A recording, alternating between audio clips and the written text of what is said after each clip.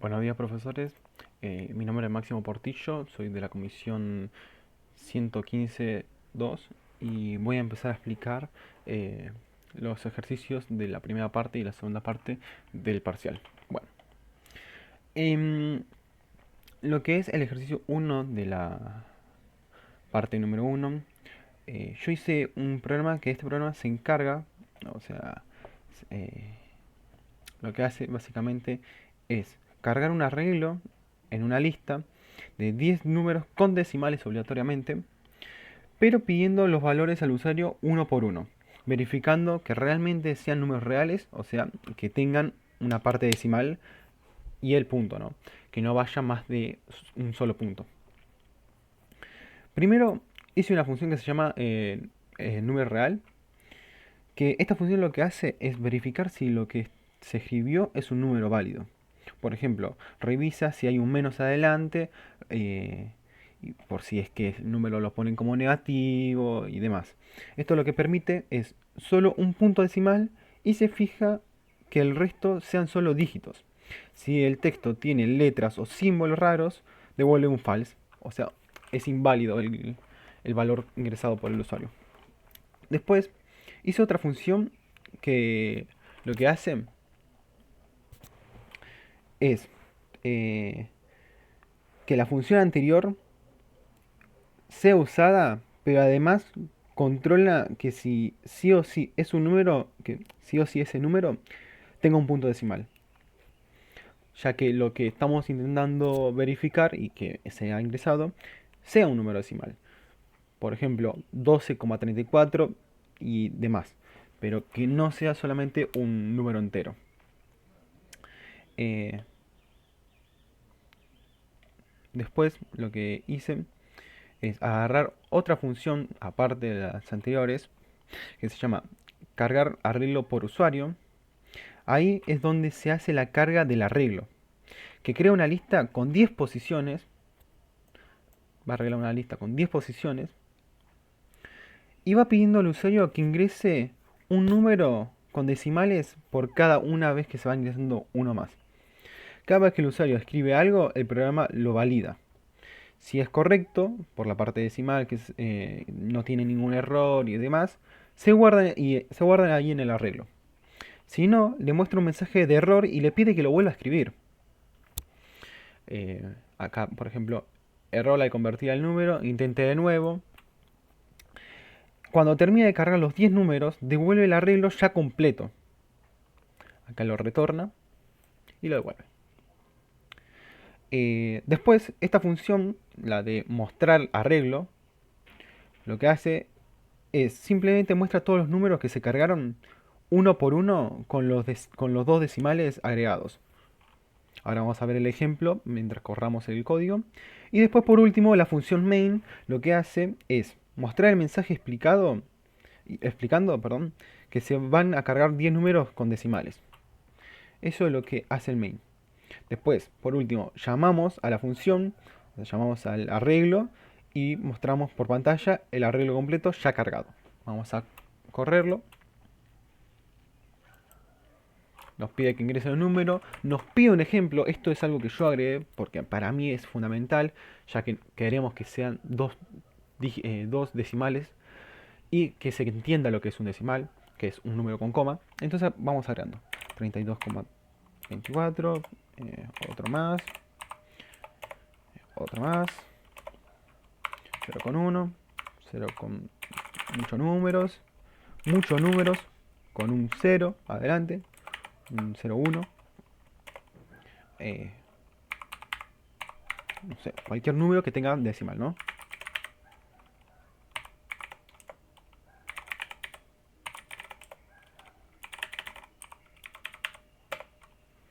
Y ahí van a aparecer el 32,43, el muchos números con el 0 y el 1, ¿no? Ahí van apareciendo. Así que nada, esto ya está bien. Esto de acá abajo es lo que prosigue a los otros ejercicios, así que ahora vamos a verlos con detención, ¿no? Vamos primero a responder las preguntas que están hechas acá, que decía qué hace cada parte, cómo funciona la carga aleatoria. Ahí se lo vamos a responder, que estaban acá abajo. Así que vamos por eso y proseguimos después al segundo enunciado, al segundo ejercicio, que es el del factorial, ¿no? Bueno, la explicación y las respuestas. ¿Qué hace cada parte del algoritmo? Bueno, la función es un número real, la primera de todas. Valida, si es como dije antes, un número real. Anteriormente lo expliqué, vamos a volver a explicar para responder las preguntas. Valida si es una cadena y representa un número real válido. Acepta números con signo negativos al inicio, permite un único punto decimal, verifica que al menos tenga un dígito y rechaza cualquier otro carácter que no sea el dígito o un punto. ¿Se entiende? O sea, un dígito, un no dígito es una letra.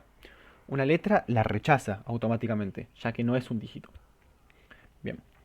La función validar decimal, obligatorio, extiende la validación de es un número real, o sea, de la función anterior. Requiere que el número tenga un punto decimal. Esto, un ejemplo, es como dice acá, 123,45, pero rechaza 123 solo, porque no tiene punto decimal.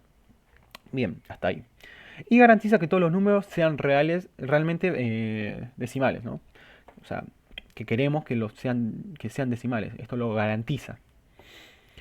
La función cargar arreglo por usuario lo que hace es crear un arreglo inicial de tamaño de elementos de 10 en este caso, ¿no? Pide números uno por uno al usuario y lo vas cargando. Valida que cada entrada de usuario tenga un valor decimal obligatorio. Si la entrada es válida, pide reingresarse. Perdón, si la carga es inválida, pide que lo reintegre, o sea, pide de vuelta que reintegre otro número. Y convierte las entradas válidas a float y las guarda. La función mostrar arreglo lo que hace es recibe el arreglo cargado, imprime cada formateado con dos números decimales y usa el fstrings para dar formato uniforme a la salida, ¿no? La función main, bueno, la última que vimos, lo que hace es define el tamaño del arreglo, llama a la carga de arreglo por usuario para obtener los números y llama a mostrar arreglo para presentar los resultados, o sea, para mostrarlo en pantalla y para mostrarlo en consola. Otra pregunta que había era ¿cómo funciona la carga aleatoria? Acá estaba. ¿Cómo funciona la carga aleatoria? La carga es manual. El usuario debe ingresar cada número de forma aleatoria, o sea, todos los números que él pueda ingresar. Si ingresa números negativos, sin coma, con letras, etcétera, eso va a hacer que las funciones lo validen y vayan separándose. Si es válido va a cargarse, si no es válido va a rechazarlo, si en el caso que sea inválido va a pedir que de vuelta cargue su número válido hasta que se completen los 10 espacios. Se extiende que cada número se exige que cada número tenga la parte decimal, o sea, debe incluir el punto, obligatoriamente. El programa valida cada entrada y pide el reingreso si es necesario, como dije anteriormente. Solo acepta el número cuando el número es válido y tiene decimales, por ejemplo, el ejemplo que di anteriormente, acá está, y todo lo que es inválido son los números enteros, sin punto, las letras y los múltiples puntos, o sea, si tienen más de un punto. Perfecto. Vamos al segundo punto. En el segundo punto yo elegí la carga, o sea, la función factorial. En este ejercicio es una función llamada factorial n que calcula el factorial de un número usando la recursividad. El factorial de un número recordemos que es, ¿no? El factorial de un número es el producto de todos los números enteros positivos desde 1 hasta ese mismo número. Dentro de la función, yo lo que hice es, usé una condición base que es n vale o 0 o 1. En estos casos, la función devuelve 1 y se detiene la recursión, porque ya no tiene que seguir llamando a sí misma, no se tiene que llamar a sí misma. Si el número es mayor que 1, la función se llama a sí misma restando 1 al n. Como vemos acá, ¿no? Eh, o sea que ya es factorial esto. Así se van acumulando las multiplicaciones hasta llegar al caso base, ¿no? Y finalmente, bueno, ponemos el print y hacemos el cálculo que muestra el resultado factorial de 5 que daría 120. Ahora lo vamos a probar. Acá. Y vemos, bueno, esto justamente del ejercicio anterior. Disculpen.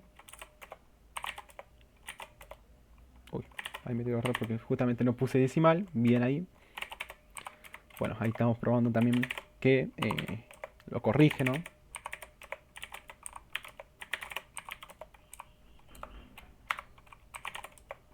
Bien. Y vemos que en el segundo caso, en el segundo ejercicio, el factorial de 5 es 120. Perfecto. Bien. ¿Es realmente necesaria la recursividad para resolver este problema? ¿Por qué sí o por qué no? En lo personal y en lo que a mí me parece, por lo aprendido en clase, no es necesario y no es la forma más eficiente. Aunque la recursión, en este caso, funciona bien y es fácil de entender, cada vez que se llama la función, que la función es llamada a sí misma, usa más memoria, porque se crean nuevos niveles de pila de ejecución. Entonces eso ocupa mucho espacio en la RAM. No digo que es exagerado el espacio que ocupa, pero se va sabiendo que cada vez que se llama nuevamente a la memoria, no, nuevamente a la función, se usa más memoria. Así que en lo personal mi respuesta es no. La recursividad no es 100% necesaria. Es fácil de entender, sí, pero hay otras formas más eficientes, vamos a decir. Perfecto. Vamos en el caso 3, en el ejercicio 3, perdón. En este ejercicio lo que yo hice, al menos, fue una función en la que la llamé eliminar vocales repetidas, ya que este ejercicio te pide eliminar las vocales que son repetidas en una frase, en una palabra, en lo que sea. Las vocales son A, E, I, O, U, como la vemos acá. Y estas las van a ser reemplazadas, previamente eliminadas, cuando se repitan. Ahora vamos a eso y vamos al ejemplo. Eh, Primero declaré la lista de códigos numéricos usando el OR de las vocales minúsculas, ¿no? También usé una lista llamada usadas acá con cinco espacios que son ceros. ¿Por qué los puse con cero? ¿Por qué? Porque cero significa que no apareció y cuando aparece un número, o sea, cuando se repite, va a cambiar ese cero y va a ponerse en uno. Esto le hace saber a la máquina que esta letra, esta vocal, ya apareció previamente. Entonces no la va a volver a aparecer, porque ya está ocupado ese lugar. Después recorro la cadena original de caracteres por caracteres con un bucle de for, ¿no? Para cada letra obtengo su código ASCII con OR. Si la letra es mayúscula, la convierte en minúscula, sumando la diferencia entre A minúscula y A mayúscula, obviamente, ¿no? Eh, Luego lo que yo utilicé fue que verifico si este carácter es una vocal comparando su código con los códigos de las vocales que tengo en la lista de vocales. Está la lista de vocales. Y si la vocal todavía no apareció, antes la agrego a la nueva cadena y la marco como ya fue usada en una lista de usadas. Que esta es la lista de usadas. Si ya había aparecido, la salto, no la agrego. Si el carácter no es una vocal, la agrego siempre porque las consonantes no se eliminan. Y al finalizar, entonces, devuelvo la nueva cadena resultante, ¿no? Acá estaría la entrada y la salida eliminando las vocales. Vamos a probar esto. Yo elegí la palabra banana. Perdonen que esto me lo voy a pedir siempre porque prefiero no sacarlo por el momento.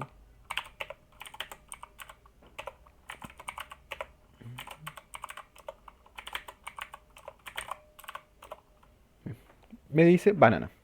Perfecto. Me queda obviamente la A que se repiten. Entonces me queda van. Si fuera Mariano me quedaría marino. Y si fuera otra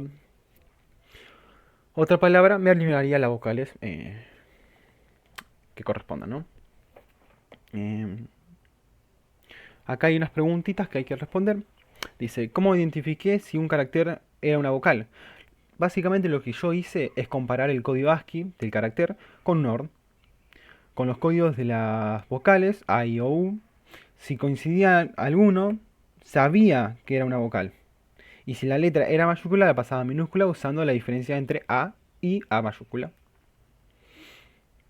Después, ¿cómo evitar agregar vocales repetidas? Yo lo que usé fue una lista llamada usadas, con un espacio para cada vocal. Cada vez que aparecía una por primera vez, una vocal por primera vez, la marcaba como uno, así si la misma vocal volvía a aparecer, ya sabía la máquina que ya fue usada. Entonces, no la agregaba de vuelta. ¿Qué estrategias usaron para resolver el orden de cadena? Yo, yo lo que hice fue recorrer cadena por cadena. De izquierda a derecha fui armando las nuevas cadenas, carácter por carácter, de forma en que el orden de los caracteres se mantienen igual al original. Después, ¿por qué debo retornar una nueva cadena y no puedo modificar la original? Porque en Python las cadenas son inmutables, o sea, no se pueden modificar directamente. Por eso la única forma de modificarla, una cadena, es construir una nueva, con los cambios que quiero, ¿no? Así que esto sería por el momento todo mi trabajo práctico de la parte uno, o sea, la parte eh, promoción no directa. Así que ahora voy a pasar a la parte de promoción directa.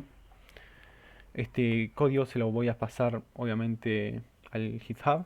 Así que nada, vamos a empezar yendo para lo que son la segunda parte, que yo la dividí en carpeta, que dice parcial parte uno y parcial parte 2 evidentemente. Es más que nada una cuestión de prolijidad y saber cómo organizarme, ¿no? Bueno, la parte 2 se divide en tres partes. Funciones, inputs, main, y yo puse acá la consigna para que la tenga. Bueno, vamos a empezar explicando uno por uno. Vamos con los inputs. Los inputs básicamente son todo lo que relaciona con pedir y validar datos al usuario. Nombres, votos, enteros, rango, búsqueda por nombre, etc. Después tenemos las funciones, que son todo lo que contiene lógica para calcular totales, porcentajes, filtro de búsqueda, ordenamiento, todas las funciones que hacen una sola cosa cada una, ¿no? Y después, bueno, tenemos el main, que el main lo que hace es que es el menú principal para juntar todo, ¿no? Que junta todo, evita los accesos indebidos, ¿no? Vamos a decirlo por así decirlo. Por ejemplo, no se pueden usar filtros antes de cargar los nombres o los votos. O por ejemplo, no puedo buscar partido por nombre si yo no cargué previamente la carga de votos por turnos y la carga de los nombres de partidos. Yo a esto al ejecutarlo te da este menú. Yo no puedo empezar poniendo el 8 o el 4 sin haber hecho primero la carga de votos por turno y la carga de nombres, ¿no? Vamos primero con los inputs. Yo lo que hice es usar una variable que llaman validar nombre, ¿no? Que lo que hace básicamente es limpia los espacios al inicio y al final, comprueba la longitud mínima, que sabemos que la longitud mínima es 3. O sea, ¿qué quiere decir? Que los nombres de los partidos tienen que tener 3 dígitos o más. Sabemos que la longitud es 3. Entonces no puede llamarse algo con dos letras. Bueno, verifica que cada carácter sea la letra o el espacio, devuelve true si cumple y devuelve un false si no lo cumple. Si lo cumple, devuelve el true, va, lo carga. Bien. Después tenemos input nombres. Pide solamente los 5 nombres, o sea, uno por uno lo vas pidiendo. Usa validar nombre, o sea, la función validar nombre para validar y los guarda básicamente en una lista de tamaño fijo. Esto se repite hasta completarlo, que son 5 nombres válidos, y lo vas cargando uno por uno. Después tenemos validar voto, ya que te piden saber los votos por turnos, ¿no? Esto lo que básicamente hace es verifica que la entrada sea de una cadena formada solo por dígitos y que convertida a entero no sea negativa. O sea, no puede haber votos negativos, vamos a decir. El mínimo voto que se puede llegar a ver es un cero, ¿no? Si esto se cumple va a devolver un true, si no se cumple va a retornar el false. Bueno, después tenemos el input votos.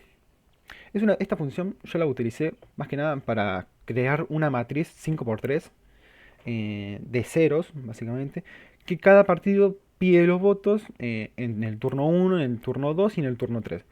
Validando con validar voto con la función anterior, eh, si, si devuelve la matriz con los votos ya llenos, ¿no? Es lo que hace. Va a devolver esa matriz de 5x3, con los votos ya llenados. Va a saber los turnos y saber qué cantidad de votos tuvo. Ahora pasamos a input entero rango. Esta función básicamente pide un nombre y lo devuelve sin espacio al inicio ni fin. Se usa para buscar los partidos, ¿no? En la opción 8, si no me equivoco, te pone buscar partido por nombre. Eso ayuda a buscar eso, básicamente. En todos los inputs hago una limpieza manual de los espacios y las validaciones usando solo operaciones básicas, ¿no? Y ya... Eh, perdón, que acá estoy confundiendo yo. ¿O no? No, está bien.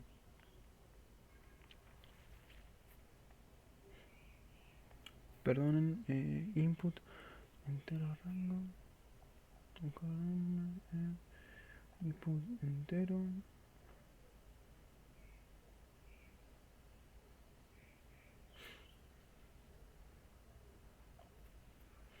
No, está bien, está bien. Ahora vamos a probar el código. Vamos a ver que todo se valide bien y que aparezcan estos valores. Este sprint, ¿no? Que salte si es inválido el valor que se haya entregado. Pero estaba fijándome eso, básicamente. Bueno, bien. La siguiente función es el input entero rango. Esto lo que hace es pide un entero, lo valida si es un dígito y que este entre en mínimo y máximo. Se usa para controlar básicamente el menú, ¿no? Si ingreso un número en ese menú, la entrada debería ser válida, qué número del 0 al 9 puedo seleccionar para entrar. Esto es más cuando desplegas el menú, básicamente. Después tenés el input buscar nombre, que es el que yo le dije hace un ratito. Pide un nombre y lo devuelve sin espacios y sin inicio al final. Se usa para buscar los números de partidos, todos, todos los partidos que se hayan ingresado, ¿no? Bueno, vamos al lugar de funciones. Las funciones. Yo lo que utilicé en funciones fue la función suma de lista de enteros. Esta función lo que hace básicamente, vamos a marcarla para que sepan dónde estamos parados. Esto lo que hace es sumar todos los números enteros que hay dentro de la lista. Primero crea una variable, que es el total en 0, y después con el for va recorriendo la lista en posición por posición, convirtiéndola cada valor a un número entero, ¿no? Después, yo usé suma de matrices por columna, ya que en la matriz tenés columnas, como expliqué, el 5x3, etc. En esta función suma todos los valores de una columna específica dentro de una matriz. Recorre la fila de la matriz y va tomando los valores que está en la columna y lo convierte a entero. Obviamente lo suma en un total y devuelve la suma de la columna. Después tengo la siguiente función, que es el total general. Esta función suma todos los valores que hay en una matriz, o sea, todos los turnos, ¿no? Todos los partidos, los turnos en los partidos lo vas sumando. Y en esto yo tuve que utilizar un for dentro de otro for. Dos for. Que uno lo que hace es recorre las filas y el otro lo que hace es el otro recorre, vamos a decir, las columnas dentro de cada fila. Lo va sumando todo y devuelve el total general de votos.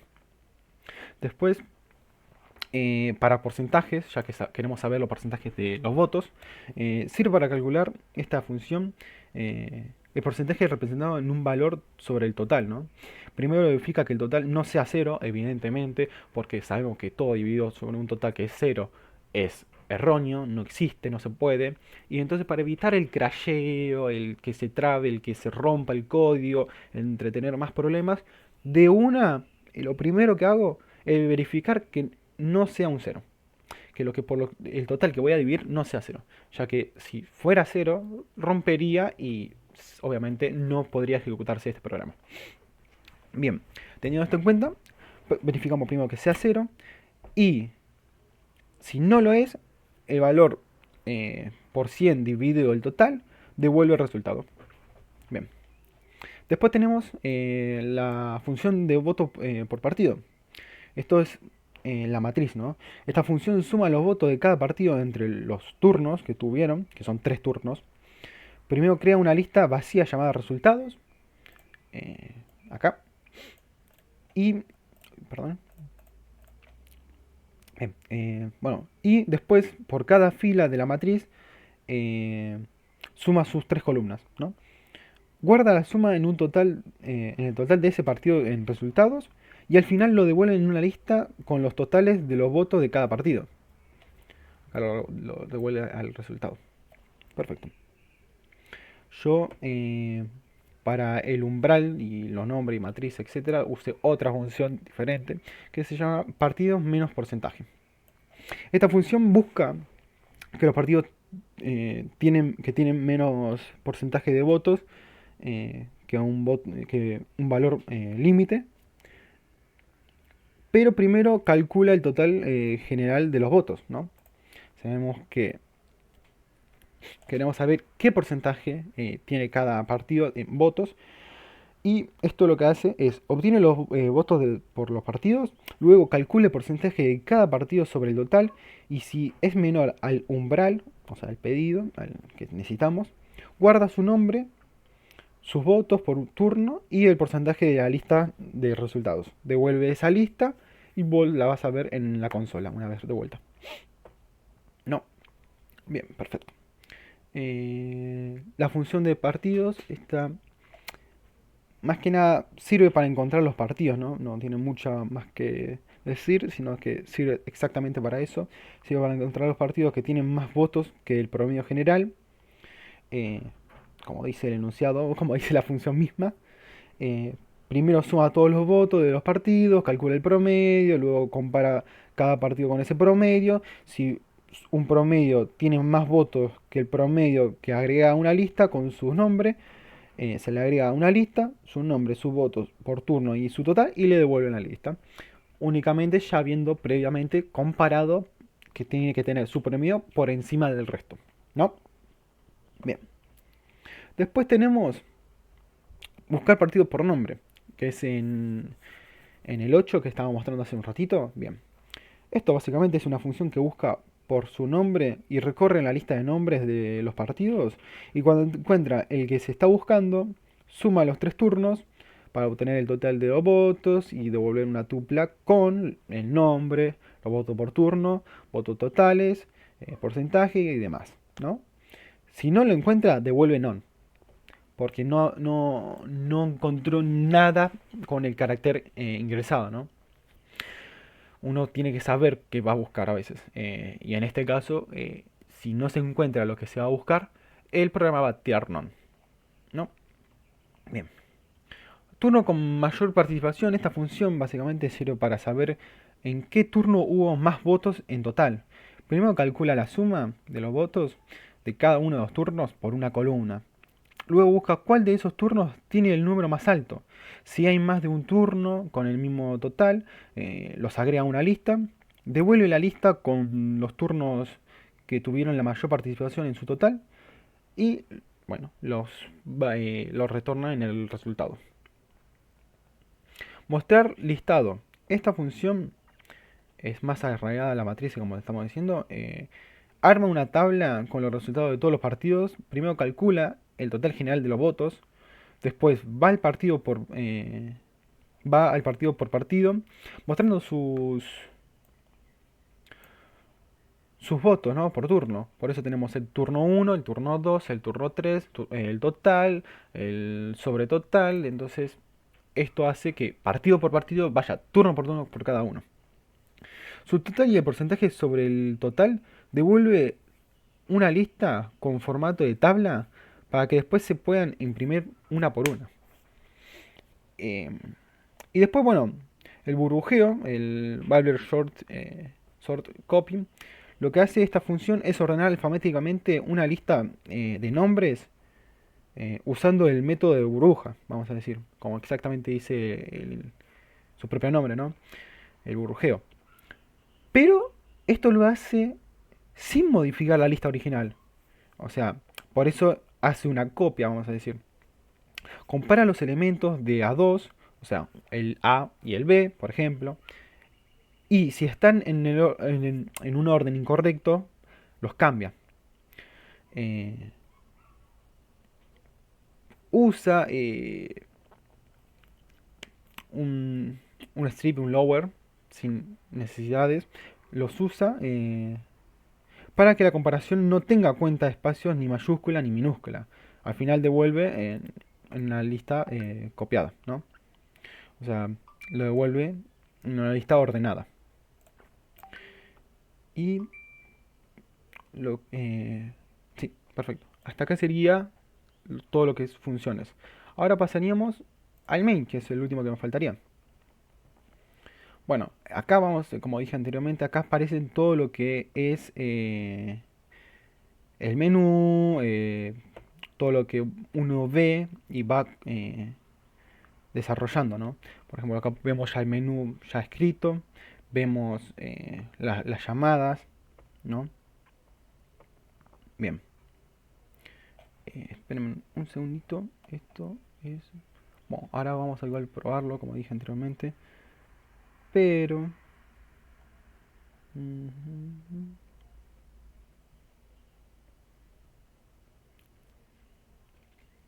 Bien. Voy explicándolo entonces a medida que va pasando el programa.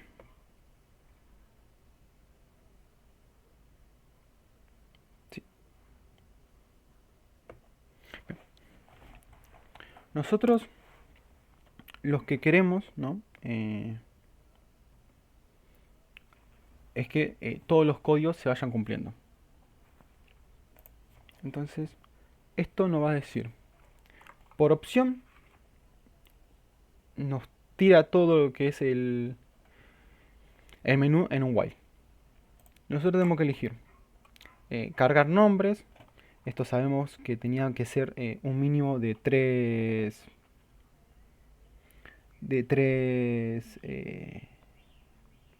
¿cómo se dice? Una longitud de 3, perdón. Entonces sabemos que si elegimos la opción 1, que es lo primero que debemos hacer, va cargando el partido. Ponemos la, al siguiente la lu, la lu, la lo, la li y la le, ¿no? Ahora podemos cargar los votos. Entonces vamos a cargar los votos.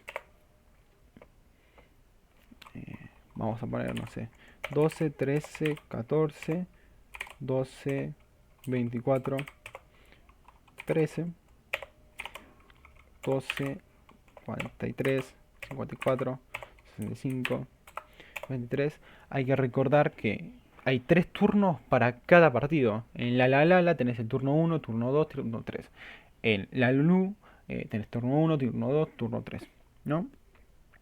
Y así sucesivamente con todos. Vamos siguiendo poniendo los números entonces. Y ya esto debería estar cargado. Mostrar votos y porcentajes. Una vez que ya tenemos todos los votos y los porcentajes ya cargados, pidiéndolo en las opciones, podemos empezar a, a jugar con esto, ¿no? A saber más datos. Vamos a mostrar códigos, por ejemplo, los votos, perdón, por ejemplo. Y me aparece en un formato de lista. Partido en el turno 1, turno 2, turno 3, el total y el porcentaje sobre el total. La. En el primer turno tuvo 12, Lalu en el primero 12, Lalo 12, Lali 65 y así sucesivamente va cargándolo dato por dato, ¿no? ¿Qué más tenemos que saber? Por el momento creo que ya estamos con eso. Vamos con el siguiente. Queremos saber partidos con el menos del 5%. Y creo que no hay, pero vamos a probarlo. Y me va a tirar que no hay partidos con el menos del 5%. Perfecto está esto. ¿Por qué? Porque sabemos que el mínimo fue 10%. 10,16 encima. Perfecto. Partido con el menos 10% tampoco. Ojo al dato, porque dice menos del 10%. 10,16 no es menos del 10%. Si bien es 10%, ya supera ese 10%, ya que es 10,16. Entonces vamos a probarlo. 5. No hay partidos con menos del 10% de votos. Perfecto. Turnos con mayor participación. Esto quiere decir quién ganó más votos en cada turno, ¿no? En el turno 3 con 136 votos totales. O sea, si sumamos estos 3, sabemos el número que nos da es 136. Perfecto. Partido por encima del promedio. Vamos a ver. Y nos sale Lalo ganador con un partido por encima del promedio, ya que la suma de sus votos da 109. Sí, 109.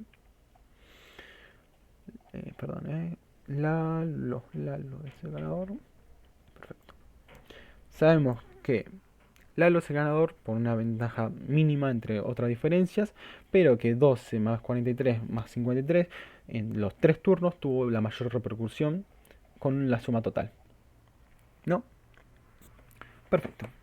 Ahora, lo que nos faltaría sería partido por encima del promedio, buscar un partido de nombre, ¿no? Vamos a buscarlo. Ingrese el partido que desea buscar. Yo quiero buscar, no sé, eh, Lalu. Lalu. Me aparece Lalu, me aparece el turno con los votos que tuvo en ese turno, en el primero, en el segundo, en el tercero y el total de sus votos. Evidentemente no tuvo muchos votos, pero bueno. Bien, vamos a buscar otro. La. Si no me equivoco, lo puse. Perfecto. Este tuvo 39 votos totales. Me aparecen los turnos y me aparece el total. Perfecto. Ahora vamos a ver ordenarme alfabéticamente.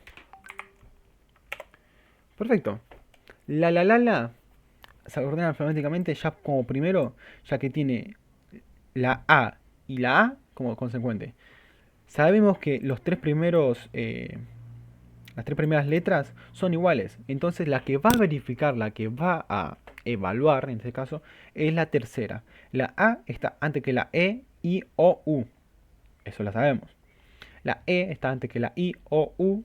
La I está antes que la O, U. Y la O está antes que la U. Entonces la U es la última que aparece, por eso aparece quinto. Una vez sabido todos los datos, sabiendo cómo tenemos todo ordenado y no queremos hacer más nada, tocamos salir.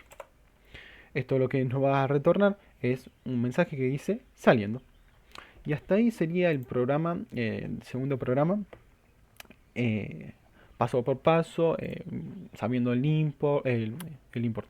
inputs, las funciones, eh, viendo las, ¿cómo se llama? Viendo el main, ¿no?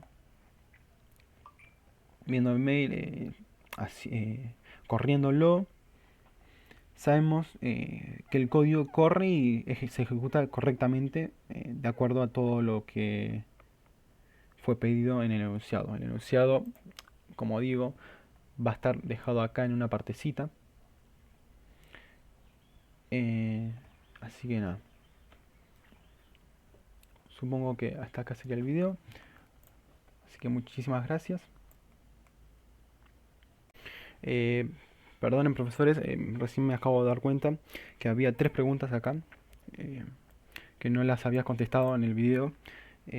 Bueno, así que la voy a pasar a contestar ahora.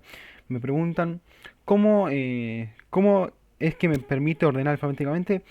Porque el programa compara las palabras una por una, las letras, letra por letra, usando el código que se usa en programación, el código ASCII de cada carácter. Todo carácter tiene un código aparte, ninguno comparte ningún código. Entonces, cuando se usa el método de burbuja, el bubble sort, lo que hace es revisar si una palabra está desordenada, entre comillas vamos a decirlo, respecto a la otra. Si es así, la cambia de lugar. Eh, pero además, si se usa el over o algo similar, para que no importe si hay mayúsculas o minúsculas, y si y así el orden queda de la A a la Z correctamente, ¿no? Después, me pregunta, ¿qué debería cambiar si quisiera poner con otro criterio de la Z a la A? Si quisiera cambiar el orden fuera de la Z a la A, lo único que tendría que hacer es invertir el código del if eh, que compara los elementos, ¿no? O sea, donde dice que cambian de lugar cuando A es mayor a B, tendría que poner que se cambian de A es menor que B. ¿Se entiende? Eso invierte el diccionario, vamos a decir, invierte los valores. De esa forma se ordenan, el orden quedaría al revés, descendiente en vez de ascendente. ¿Qué intercambio, qué es un intercambio swap? Un intercambio básicamente, o swap, es simplemente cambiar de lugar dos vocales. Por ejemplo, si tengo un A igual a 5 y un B igual a 10, después del swap pasa a valer 10 y B pasa a valer 5. O sea, se invierte los valores, vamos a decir. En el algoritmo de ordenamiento se usa para ir acomodando los elementos hasta que todos estén en el orden correcto. Eso sería básicamente el, el swap o el intercambio, ¿no?